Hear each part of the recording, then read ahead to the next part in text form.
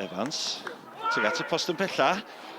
Cyfla yma yna i Phil Mooney, roed y tîm cartra ar y blaen. Buckley. Heibio i Mervyn Bennett yr eilydd.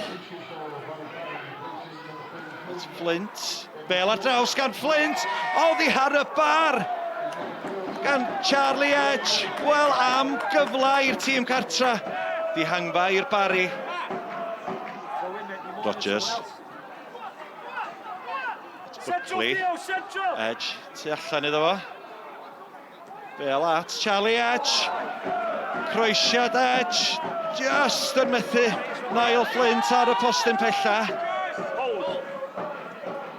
Torres. Na blaen.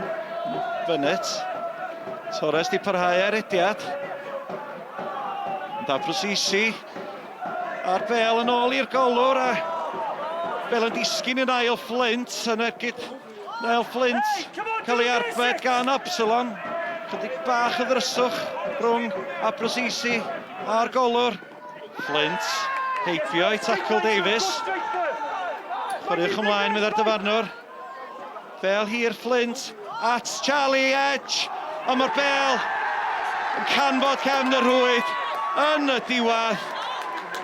Y gwaith gwych gan Niall Flint i lawr y dde. Bale Flint yn cyrraedd Charlie Edge. Ond oedd ar a Brasisi ddoth i yn y diwedd. Every week it's been hard after the results and we just try and go to each game. Sometimes it's not to win, it's just to put a shift in, have performance, but when you get the win with it, it just makes it even better. Well, you had your chance the second half, you claiming that goal? It's deflection, isn't it? No, keeper gets in the way, but it bounces back in then. But no, I should have scored about 3 or 4, but it's one of them days, but it doesn't matter really. It was the win that was all that mattered. Like you could see when we celebrated, meant the world to everyone. Andy, disappointing season, but a very pleasing way to end it. Oh, I loved our performance from start to finish.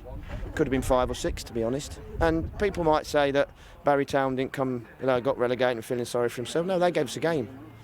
But the amount of chances we created and we didn't take, and then it was a dodgy goal, whether it was one of our players or an own goal in the end, which won the game. But really pleased with the overall performance, and I think overall we deserve that sort of performance.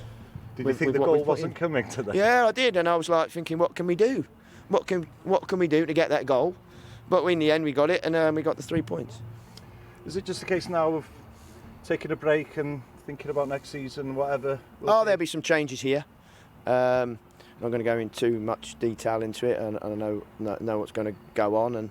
And like I said before, I've come in and helped the club and in all different capacities, and it's some exciting times going on at the club, and we look forward to a new season in a new league, and we go again.